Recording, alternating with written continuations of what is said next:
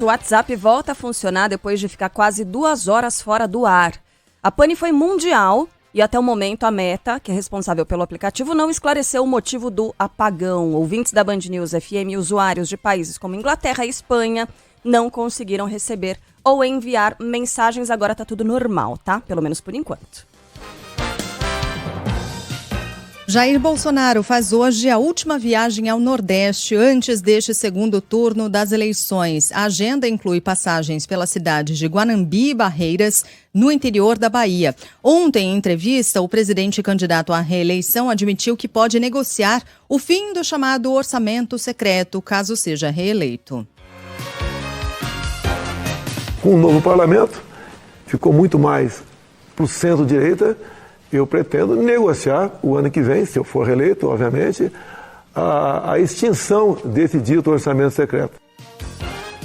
Lula, por sua vez, concede hoje entrevista para uma rádio e participa de uma live com a senadora Simone Tebet, a ex-ministra Marina Silva e o vice na chapa dele, Geraldo Alckmin.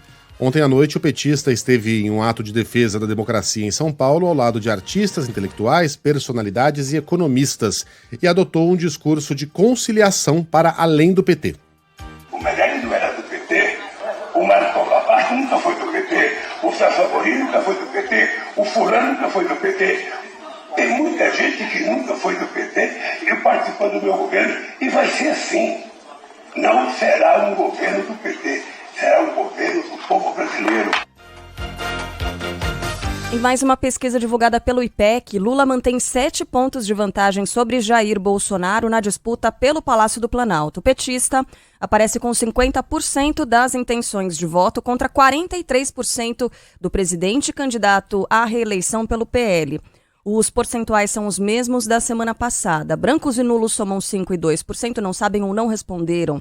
Considerando apenas os votos válidos, quer dizer, excluindo brancos e nulos, aliás, tem gente que até hoje tem dúvida com relação a isso, né? Como é que a eleição é decidida? Os votos brancos e nulos, eles são eliminados da contagem, então só os votos válidos é que são realmente contados no final. Ainda existe aquele mito, né, de que eles vão para quem tem mais votos, ou não sei o quê. Não, elimina tudo. Aliás, outro mito que não existe é o de que se houver mais votos nulos do que em qualquer candidato, a eleição é realizada de novo. Não. Voto nulo simplesmente não vale. Isso. E voto branco... É engraçado porque, assim, não existe a tecla nulo, né? Nulo é quando você digita um número que não tem lá, não tá na disputa e confirma e aí anula. Porque tem o branco. É a mesma coisa. Fazer uma coisa ou outra, entendeu? Na prática é a mesma coisa. Você pode anular votando em branco, né? A diferença é nomenclatura. Não é bem... o voto nulo é um mecanismo pra pessoa que tá revoltada. Eu tô revoltado, eu vou votar 69 Não, uma pessoa que erra, né? Sim, mas aí não é um mecanismo feito pra isso, né? Não, mas se o você voto errar, nulo não vale. também não é. Mas o branco é a mesma o coisa. O voto nulo é o equivalente a você pegar a cédula de papel e escrever um palavrão. Ou escrever alô mamãe. Mas teoricamente é a mesma coisa que o branco, se você pensar. Sim, é a mesma coisa. A diferença é que um é feito pra quem... Dá na mesma, tá? Um é feito pra quem quer anular na base da revolta. Em tese é isso. Eu tô revoltado, eu não quero nenhum desses candidatos e vou votar num número qualquer. Ou quem erra o voto, obviamente. E o branco não, o branco olha, eu não consegui decidir entre nenhum dos dois. É uma coisa meio... Você é revoltado, pode votar branco também. Pode, dá mesma coisa. Pode dar na mesma. A diferença é o recado que você transmite ao país. Se houver lá 45% de votos nulos, isso vai demonstrar uma grande insatisfação do eleitor em relação ao quadro que se apresenta. O branco não necessariamente, mas de fato, não faz diferença nenhuma. Se você não quer votar, pode escolher qualquer um dos dois. Quando a gente tem na apuração, não tem diferença de branco e nulo, tem? Tanto por cento branco, tanto por cento nulo. Tem. Eles vão pro mesmo lugar. Não, tem. Eles divulgam. Tantos foram nulos e tantos foram brancos. Sim. Tá. Aliás, eles inclusive têm a informação de quais foram os números. Agora eu não tô lembrando, gente. Foi ontem, né, que a gente teve o primeiro turno. Tem, né? O Sandro Badora tá dizendo que tem. Tem, sim. Inclusive, o TSE tem a informação de quais foram os números nulos mais votados. O mais votado foi o 00, o mais votado foi o 99. Eles sabem disso. E a gente tava em dúvida se podia ou não divulgar, né? Nossa, como assim? Eles vão divulgar esses números? Quando era eleição, voto em papel, em cédula de papel, também faziam isso. Tanto que a gente teve o Macaco Tião, lembra? O Rinoceronte Cacareco. Isso, vários... Era divertido. Vários personagens. O Rinoceronte Cacareco, procurem a história no Google, ele foi eleito, tá? Ele teve voto suficiente para entrar, se não me engano, na Câmara dos Vereadores do Rio de Janeiro. Mas o TSE, esse vilão da democracia, o que não permitiu. Não permitiu a entrada de um rinoceronte na Câmara dos Vereadores. Absurdo. Se isso é democracia, eu não sei o que é ditadura. Bom, olha, então... só para fechar aqui a questão de brancos e nulos, eu fui no site do TSE e lá tá dizendo, na prática, a única diferença entre voto branco e nulo, além da questão estatística, já que sim, são computados separadamente, é a forma como o voto é registrado na urna pelo eleitor. Então, tanto faz. Sim, tanto faz. É o verdadeiro, como é que é? É a verdadeira definição de tanto faz, tá? Qualquer um. Margem de erro, voltando aqui para a pesquisa do IPEC. Primeiro turno, 1,59%. Obrigada, Sandro Vadaró. De votos brancos, isso é um 8? 2,82% de votos nulos. A abstenção foi de 2,95%. Margem de erro da pesquisa IPEC, 2 pontos percentuais para mais ou para menos. E daqui a pouco a gente vai ter mais informações sobre essa pesquisa divulgada ontem. O TSE dá 24 horas para que a campanha de Jair Bolsonaro apresente provas de fraudes em inserções de rádio. Márcio Rocha vai contar os detalhes. O ministro Alexandre de Moraes, presidente do Tribunal Superior Eleitoral, deu 24 horas para que a coligação pelo bem do Brasil do presidente Jair Bolsonaro forneça mais informações depois que a campanha entrou com uma representação no TSE. O ministro das Comunicações, Fábio Faria, alega que rádios do país deixaram de veicular ao menos 154 mil inserções de propaganda eleitoral da coligação no segundo turno. Somente nos estados da região Nordeste, 29 mil inserções a menos teriam sido veiculadas e pediu que a campanha do petista Luiz Inácio Lula da Silva fosse suspensa. Ao receber o processo, Alexandre de Moraes afirmou que as acusações são graves, mas que não foram acompanhadas de qualquer prova ou documento sério. Essa acusação, daqui a pouco a gente vai falar mais sobre ela, tem a consistência de uma gelatina que ficou pouco tempo na geladeira. Aliás, o que contrasta fortemente com o clima, né? O clima de seriedade que foi formado ali em frente ao Palácio ontem por Fábio Weingarten e Fábio Faria, os dois Fábios. Por quê? Porque não há nenhuma evidência de que isso tenha acontecido, não há nenhum indício de que isso tenha acontecido, nada foi apresentado. Se aconteceu, a gente vai precisar assistir além da imaginação para entender como é que todas as rádios do Nordeste praticamente entraram em conluio para não exibir as propagandas de Jair Bolsonaro e ninguém percebeu até agora. Faz 2 meses que a gente está em campanha, e principalmente porque a fiscalização cabe até aos partidos. É parte do uso do dinheiro do fundo eleitoral bancado por nós. A fiscalização das emissoras de rádio, de TV. A gente trabalha numa emissora de rádio. A gente leva muito a sério a propaganda eleitoral. Não pode falhar uma. Comercial, eventualmente a gente pode derrubar se acontecer alguma coisa muito importante.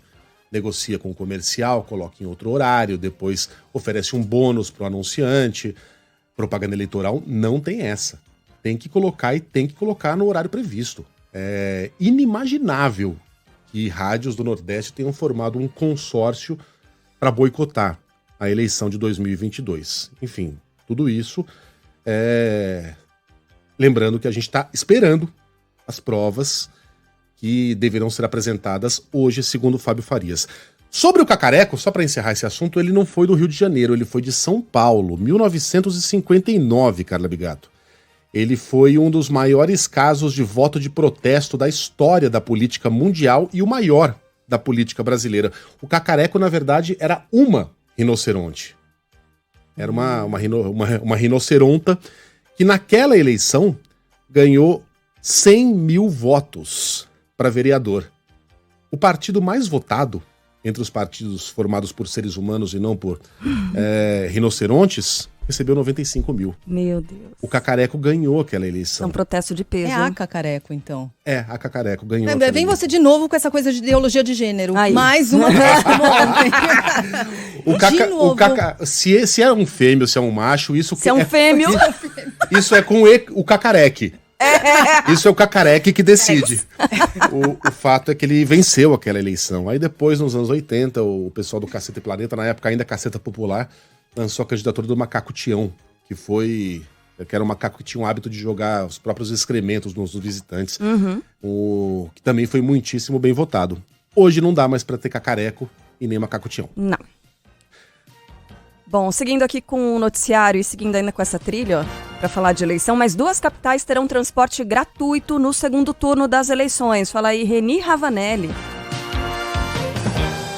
A cidade de São Paulo vai ter gratuidade nos ônibus e 2.000 coletivos a mais nas ruas no próximo dia 30, data do segundo turno das eleições. A decisão foi tomada na tarde desta segunda-feira, depois de uma reunião do prefeito Ricardo Nunes com os secretários de governo e o presidente da SP Trans, Levi Oliveira. A prefeitura vinha sendo pressionada por parlamentares e entidades da sociedade civil a adotar o passe livre. A Defensoria e o Ministério Público se manifestaram de forma favorável à medida, que tem como base uma decisão do Supremo Tribunal Federal. O STF liberou a gratuidade por estados e municípios, sem riscos de crime eleitoral e de improbidade por parte dos gestores. Luciana Viana fala agora de Belo Horizonte. No próximo domingo, dia 30, segundo turno das eleições 2022, o usuário do transporte público coletivo em Belo Horizonte não vai pagar pelo valor da passagem. O prefeito Fuad Noman assinou decreto prevendo, portanto, o transporte público gratuito. A decisão segue a orientação do ministro do STF, Luiz Roberto Barroso, que autorizou as prefeituras a oferecerem gratuidade dos ônibus no domingo das eleições. A abstenção em Belo Horizonte no primeiro turno foi de 21,79%. E domingo agora, dia de segundo turno, tem programação especial aqui na Band News FM desde as primeiras horas da manhã. Você acompanha tudo em detalhes, o voto dos principais candidatos, tudo que você precisa saber para votar, claro, a apuração dos resultados também. A partir das 5 da tarde estaremos por aqui. Carla Bigato, Luiz Megali e eu comandando a programação, acompanhando os números do TSE, tudo isso com análise dos nossos colunistas. Estarão com a gente Dora Kramer, Mônica Bergamo, Eduardo Oineg, mais convidados especiais. E aí, na sequência, às 9 horas da noite, tem o É da Coisa Especial com Reinaldo Azevedo. Ontem foi dia de Campeonato Brasileiro. Fortaleza e Atlético Mineiro empataram sem gols, 0-0, um jogo muito fraco tecnicamente, o que é muito estranho, visto que as duas equipes precisavam da vitória para se garantir, pelo menos na pré-Libertadores do ano que vem. O resultado não foi legal para ninguém. Foi bom para o São Paulo Futebol Clube, que se mantém no G8 do Brasileirão. E hoje tem Palmeiras, Carla Bigato. Yuri Queiroga. O Palmeiras entra em campo hoje no que pode se chamar de primeiro match point no Campeonato Brasileiro. O Verdão enfrenta o Atlético Paranaense às 9h45 da noite na Arena da Baixada. E se vencer, pode confirmar o 11º título nacional amanhã, em caso de tropeços de Corinthians e Internacional. A Band News FM vai transmitir Atlético e Palmeiras a partir das 9h30 da noite, com a narração de Marcelo Dó. Também hoje o Flamengo recebe o Santos no Maracanã pela abertura da 34ª rodada do Brasileiro. Ontem, no fechamento da 33ª, Fortaleza e Atlético Mineiro não saíram do 0-0 na Arena Castelão, resultado que foi bom para o São Paulo, mais próximo do Galo, na luta por uma vaga na pré-Libertadores.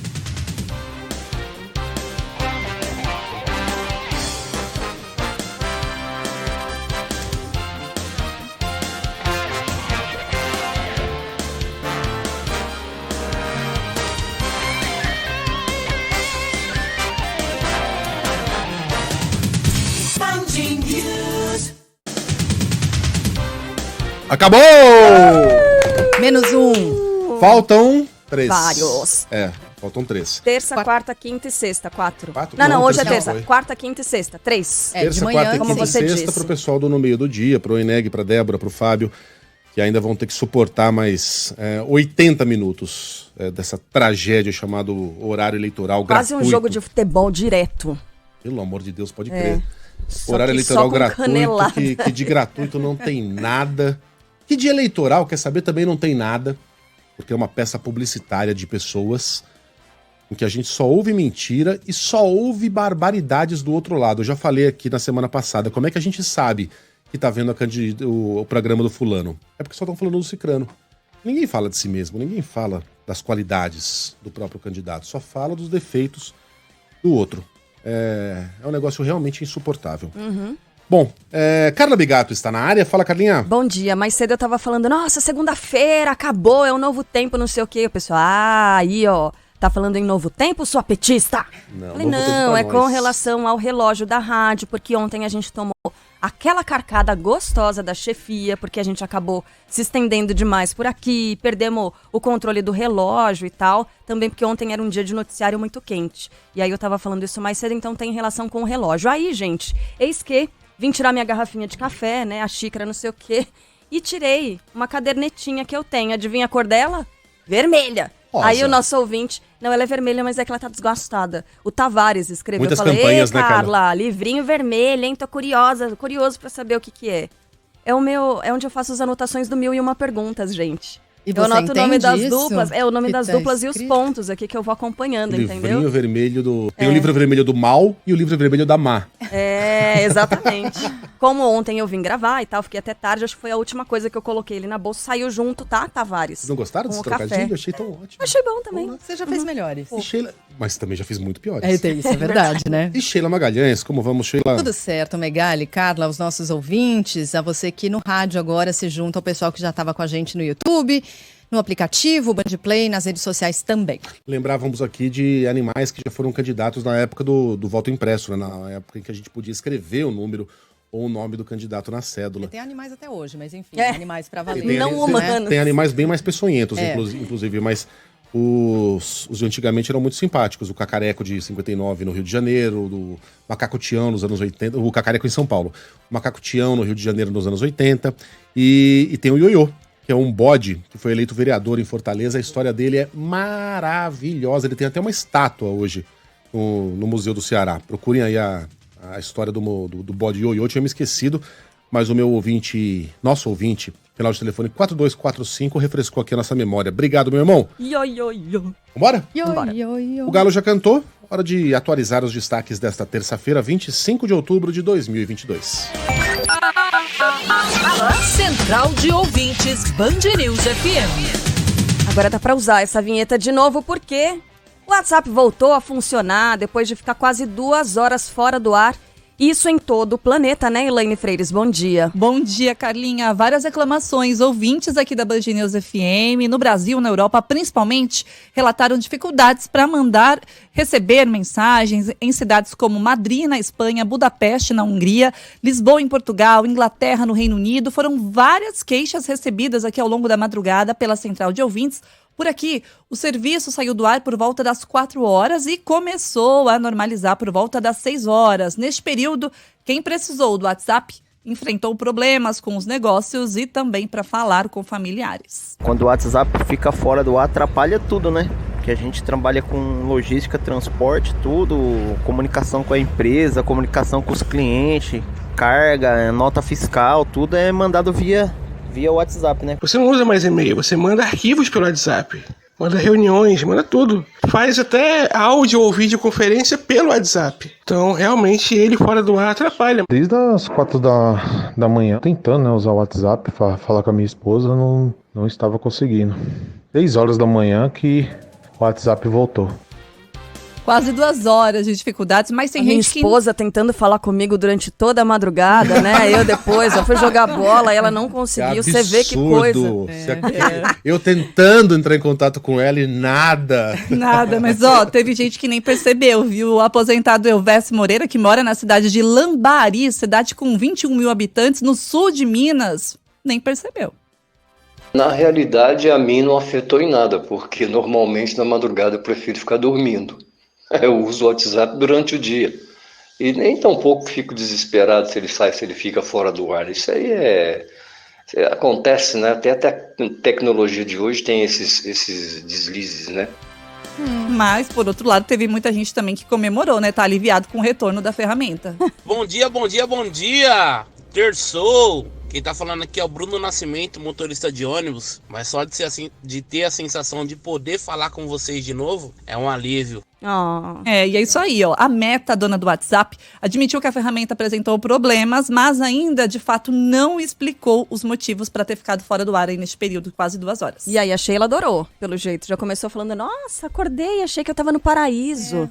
Uma sensação de liberdade mesmo eu tive, né? Nossa, gente, que liberdade se acordar, não ter nenhuma mensagem. É libertador, mas ao mesmo tempo uma sensação de morte, né? Eu morri e não tô sabendo, ninguém me mandou nada. Angústia. É horrível. Mas enfim, voltou agora. Tem muita gente que depende disso. Eu também não tava achando horrível não, sabia?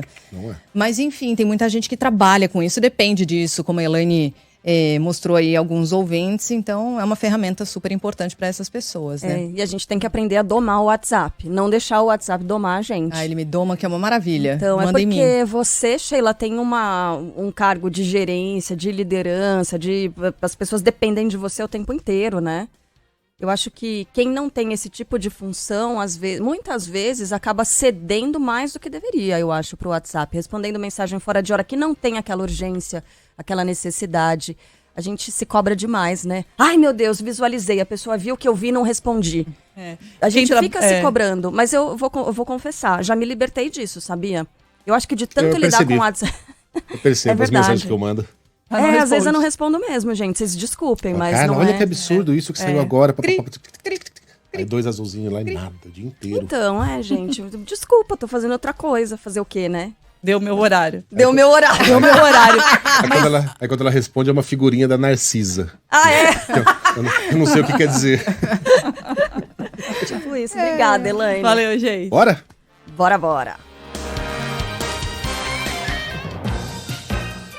Faltando 5 dias para o segundo turno, Jair Bolsonaro volta ao Nordeste e Lula concentra a campanha em São Paulo e também nas redes sociais. Ontem, o presidente candidato à reeleição visitou assentamentos no Distrito Federal e se reuniu com líderes da indústria. Quem acompanhou e traz os detalhes é Valteno de Oliveira.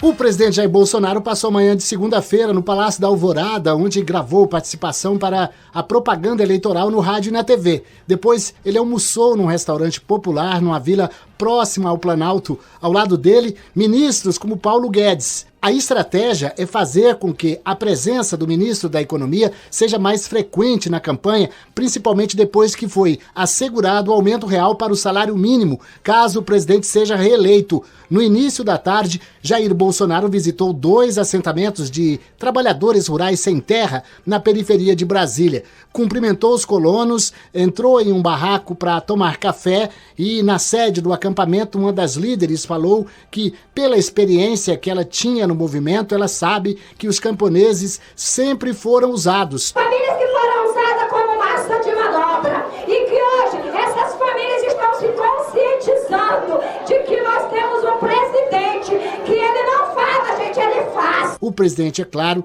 fez um discurso dentro de um barraco, falou que o governo dele distribuiu mais de 420 mil títulos de terra e que só em 2022 o número é maior que todo o período em que o país foi comandado pelo PT.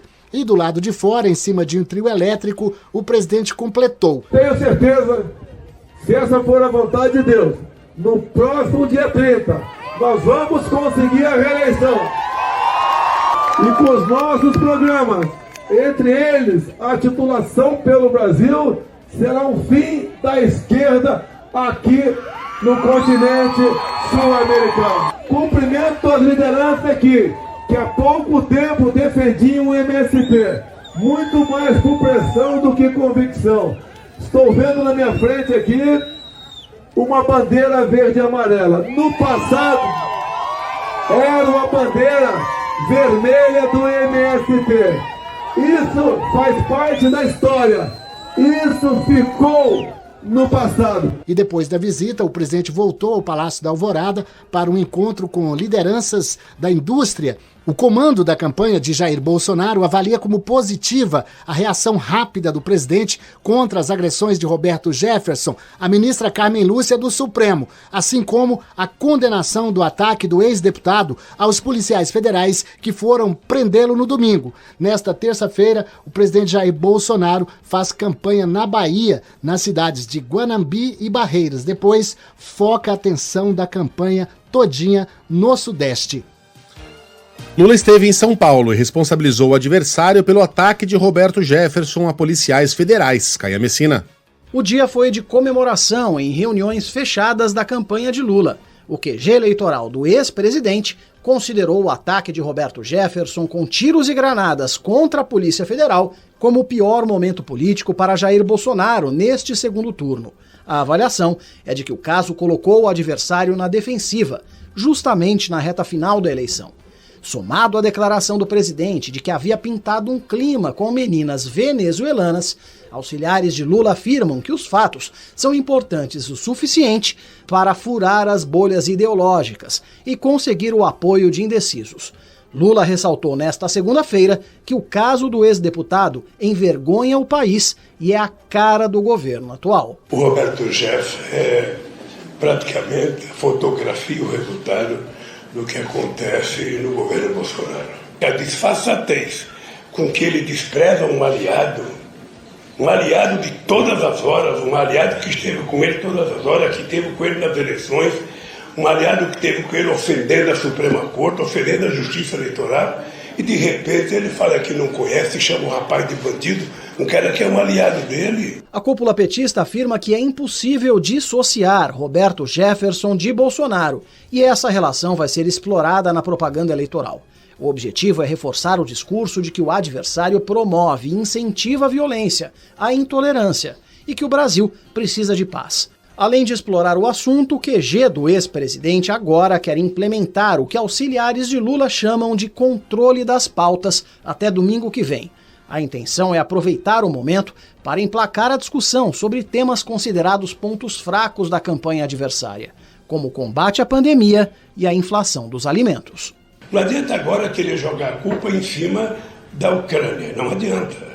Sabe? O problema é jogar a culpa em cima daquela incapacidade do governo de utilizar os instrumentos que o governo tem para produzir mais, para baratear o preço e para fazer com que as pessoas tenham acesso a esse alimento. Coisa que esse governo não se preocupa. Nos próximos dias, o ex-presidente vai pedir para que o eleitorado vá às urnas no domingo. Ontem à noite, Lula participou de um evento em defesa da democracia na PUC de São Paulo. Intelectuais, personalidades e economistas, como o ex-presidente do Banco Central, Henrique Meirelles, marcaram presença.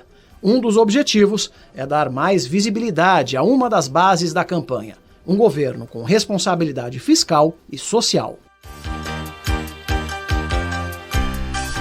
A campanha de Jair Bolsonaro tem até hoje para apresentar provas de que houve fraudes na veiculação de inserções da propaganda eleitoral do presidente candidato à reeleição pelo PL. O prazo foi estipulado pelo presidente do Tribunal Superior Eleitoral, Alexandre de Moraes. Ontem, o ministro das Comunicações declarou que rádios, a maioria do Nordeste, deixaram de exibir ao menos 154 mil anúncios de Jair Bolsonaro nas 2 últimas semanas. Fábio Faria apresentou um relatório de uma empresa de auditoria contratada pela campanha do presidente e ingressou com uma ação no TSE. Isso é uma grave violação do sistema eleitoral. Quero dizer a vocês que estão estarrecidos com tudo que tem acontecido, com a censura, com o cerceamento, que vocês precisam ir votar, porque nós estamos sendo cerceados. E agora o TSE vai investigar para saber por que essas rádios fizeram isso. O presidente do TSE disse, no entanto, que os fatos narrados pelo ministro Fábio Faria não foram acompanhados de qualquer prova ou documento sério. Ressaltou que a petição não apresenta em quais rádios, em que dias e horários as inserções não teriam sido veiculadas. Alexandre de Moraes acrescentou que, abre aspas, tal fato é extremamente grave, pois a coligação aponta suposta fraude eleitoral sem base documental alguma, fecha aspas. E finalizou esse despacho dando prazo de 24 horas para que a campanha de Bolsonaro apresente provas e documentos que comprovem essa alegação. O PT ainda não se manifestou. Bom, já falamos a respeito do assunto, tá no YouTube, é só buscar ali, lá pelas 7h10 da manhã. Desnecessário repetir, é só procurar, tá ali. É só você ir até agora no YouTube e puxar a flechinha para a esquerda, a gente já falou a respeito desse factoide. Mas voltaremos ao assunto com os nossos colunistas. Enquanto isso, uma nova pesquisa feita pelo IPEC aponta estabilidade na corrida ao Palácio do Planalto. Lula aparece com 54% dos votos válidos, ou seja, excluindo os brancos e nulos, contra 46% de Bolsonaro. Nada mudou. Em intenções de voto, Lula tem 50% e Bolsonaro 43%. Também, mesmo o resultado da semana passada, a diferença de 7 pontos. Brancos e nulos totalizam 5% e 2% não sabem ou não responderam. Entre os eleitores, 93% dizem estar totalmente decididos sobre o voto no próximo domingo, ou seja, 7 ainda podem, 7% naturalmente, ainda podem mudar de opinião. O IPEC ouviu 3.008 pessoas entre os dias 22 e 24, ou seja, já pegou um pouquinho, né, dos efeitos do episódio Roberto Jefferson em 183 municípios brasileiros. Nível de confiança é de 95%, levantamento registrado no TSE sob o número BR 06043/2022. E para quem gosta de acompanhar a ciranda das pesquisas, daqui a pouquinho às 8 horas da manhã tem pesquisa do Paraná e às 2 da tarde sai pesquisa IPESP. E para quem gosta de acompanhar a apuração em tempo real, aqui na Band News FM tem, hein? A gente está preparado já para apuração no domingo, próximo domingo, data do segundo turno, programação especial aqui na rádio, desde as primeiras horas da manhã, você já sabe, né? Acompanha o voto dos eleitores, dos candidatos, tudo que você precisa saber para votar. Também pode mandar para cá a sua informação de todo o país, né? Pelo nosso WhatsApp, que está funcionando novamente, vai funcionar, ao que tudo indica, no domingo, 999-592-100. Pode mandar aí o seu registro, se tem fila, se não tem, a gente quer saber. A partir das 5 horas da tarde, aí vem a apuração, né? Aí sob o comando de Luiz Megali, Sheila Magalhães, eu também estarei por aqui. Que absurdo. E Carla Bigato. Estou exercendo a minha liberdade de expressão. E com a nossa equipe espalhada por todo o Brasil. Análise de Dora Kramer, Eduardo Aineg, Mônica Bergamo e os outros convidados especiais também que estarão aqui no nosso estúdio, isso entre 5 da tarde e 9 horas da noite. Aí a partir das 9 da noite tem o É da Coisa especial com o Reinaldo Azevedo. O plenário virtual do Supremo começa a analisar hoje o recurso da PGR contra os superpoderes do TSE na remoção de conteúdo das redes sociais. Fala aí, Natália Pazzi.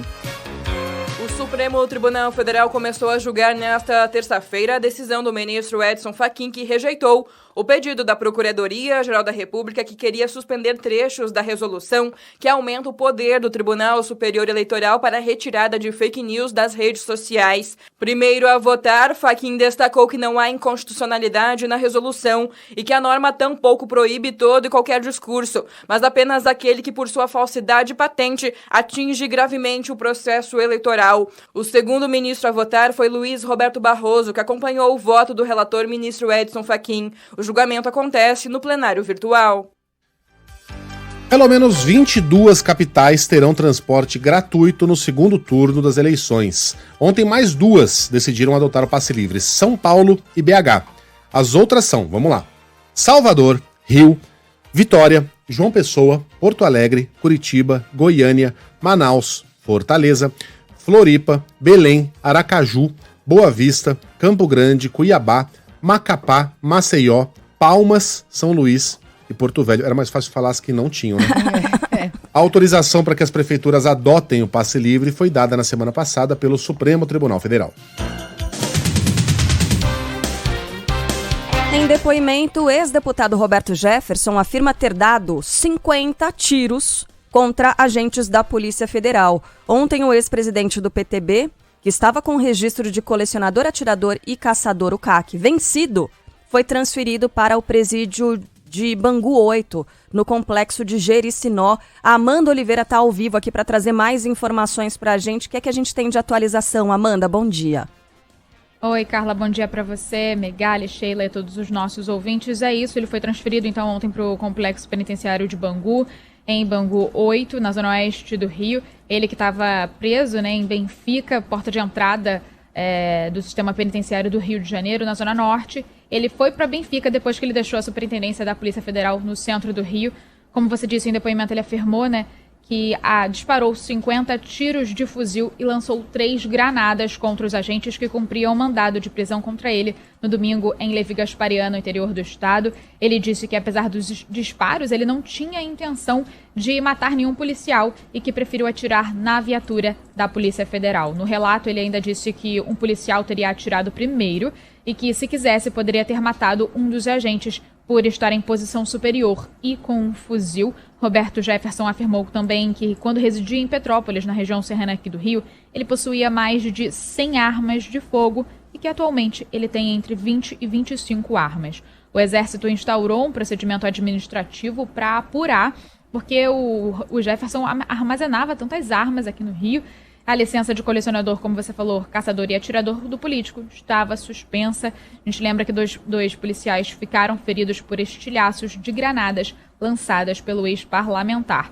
Durante a negociação, que durou mais de 6 horas, Jefferson afirmou que o artefato tinha apenas efeito moral. A gente lembra também que o ministro da Justiça e Segurança Pública, Anderson Torres, acompanhou o caso.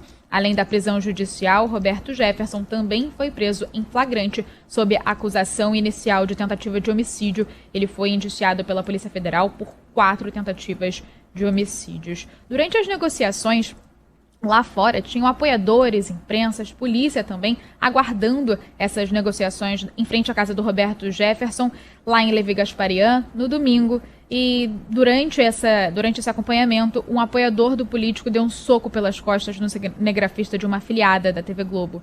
Enquanto ele cobria esse caso, o Diogo Rezende, de 41 anos, é assessor de um vereador de Três Rios e deve responder por lesão corporal. O Diogo prestou depoimento na tarde de ontem. O Rogério de Paulo, cinegrafista, chegou a ser internado ali em Três Rios, mas segundo a Polícia Civil, ele foi ouvido na unidade médica e já recebeu alta. O apoiador de Roberto Jefferson, Diogo Rezende, é assessor de um vereador de Três Rios, do vereador Robson Souza, e depois da agressão, a Câmara dos Vereadores do município afirmou em nota que a exoneração do Diogo Rezende foi encaminhada à presidência da casa. Bom, a quantidade de armamento, de munições é típica de um daqueles lunáticos, né, que perdem completamente o contato com o chão da realidade e ficam lá se preparando para uma guerra civil. Enfim, porque não tem outra explicação para aquela quantidade de armamento, para aquela quantidade de munição, umas balas de fuzil desse tamanho, do tamanho de uma canetinha. Eu acho um pouco preocupante isso, Megali, até também a fala dele, que ele diz, antigamente eu tinha mais de 100, agora eu só tenho 20. Também é uma fala de um lunático. E ontem a gente entrevistou aqui o candidato pelo Republicanos, tal, falou sobre o Roberto Jefferson e plantou uma sementinha de, ele não deve estar bem da cabeça. Porque esse tipo de fala, de fato, é de uma pessoa desequilibrada. A impressão que dá é que a defesa vai apostar nessa linha aí. O cara não tá bem, quem faz um negócio desse é que não pode responder pelos próprios atos. Sei lá, é só um palpite. Eu também acho que ele tá maluco. Eu também acho. Mas não pode ter 50 armas na casa dele, primeiro, ainda que o CAC não tivesse vencido. Um maluco não pode ter essa quantidade de armas em casa, muito menos um maluco condenado pela justiça. E 2, o cara colocar uma fantasia de Napoleão, acontece. O que é inadmissível é a gente tratar esse cara como se ele fosse o Napoleão. Roberto Jefferson, até traz anteontem, tinha influência política no Brasil. Era uma voz ouvida, celebrada. O leão conservador. Tinha influência no governo. Né? Não adianta agora o presidente falar, tira esse bicho do meu colo. Roberto Jefferson tá lá, no cangote dele. Era ouvido e participava de decisões importantes. Padre Kelmon, uma consequência direta, o padre de festa junina, uma consequência direta das vontades de Roberto Jefferson. Então que ele tá maluco, aparentemente ele tá mesmo. O problema é que esse maluco tava apitando até anteontem na política brasileira. Bom, fosse um brasileiro preto, da favela, na mesmíssima situação, ex-presidiário, condenado de novo, desrespeitando medida judicial, atirando 50 vezes contra a polícia, lançando granada, eu não tenho dúvida de que aos 69 anos essa pessoa passaria o inverno da sua vida em uma cela coletiva em algum presídio carioca. Sendo Roberto Jefferson, não sei de mais nada. Onde é que ele tá agora, Amanda? Tá na carceragem? Tá numa cela individual, numa cela coletiva? Qual será o destino do Roberto Jefferson na cadeia? Foi embora, Amanda. Então, Megali. É o delay. Manda bala, Amanda. Estão ouvindo? Então, ele ainda tá em Bangu, a gente não tem maiores informações, porque foi ontem, no fim da tarde, a audiência de custódia foi no início da tarde. Início não, 4 horas, né? Então, esse trâmite já foi mais tarde. Então, ao longo da programação, a gente vai trazer as novidades sobre como vai ficar, se ele vai ficar sozinho, se ele vai ficar com alguém. Mas ele está em Bangu 8, no Complexo de Jericinó, na zona oeste do Rio. Obrigado, Amanda. Perfeito. A polícia do Rio Grande do Norte descarta motivação política no tiroteio que interrompeu um evento do PT. Cacá Barbosa.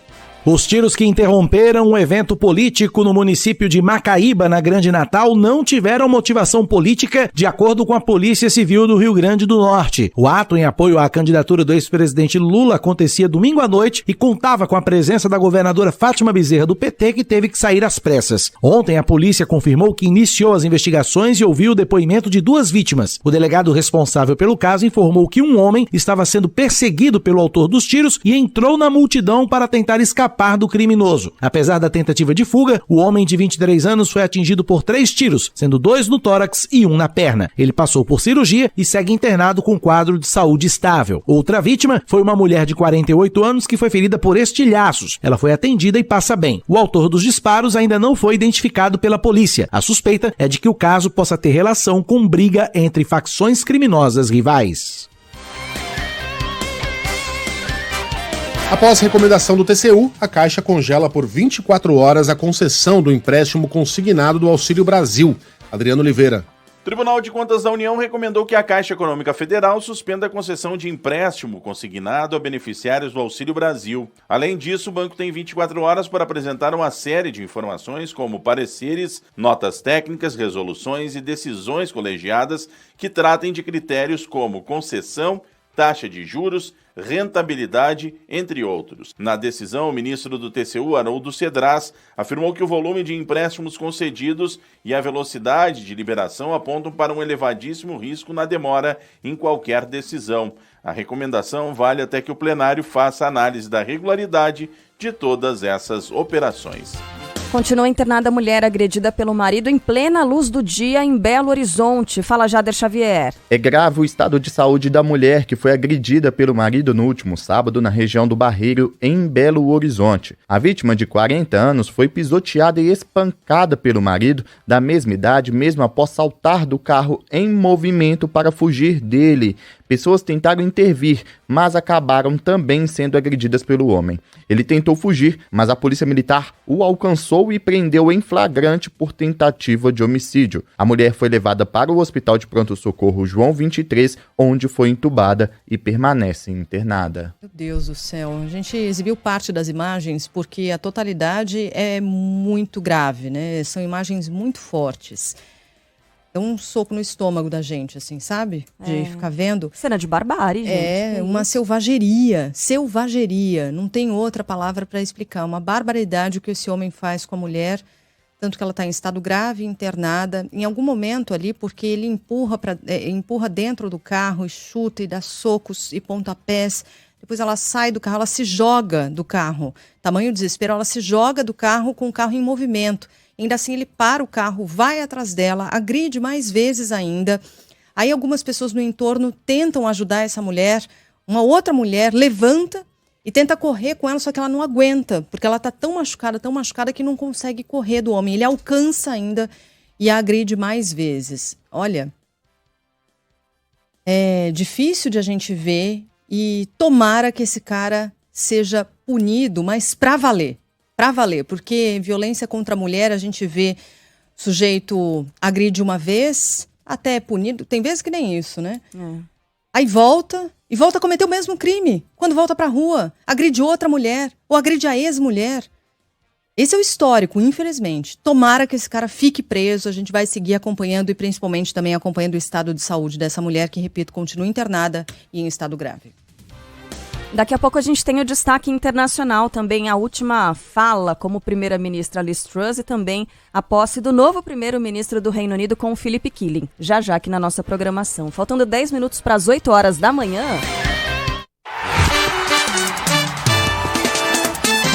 Futebol, com Milton Neves. Oferecimento Perdigão. Manda brasa com Perdigão na brasa. Casa do Construtor. Aluguel de equipamentos. Ligue 0800 200 0217. E Sicredi. Conheça a primeira instituição financeira cooperativa do Brasil. Sicredi. Gente que coopera, cresce.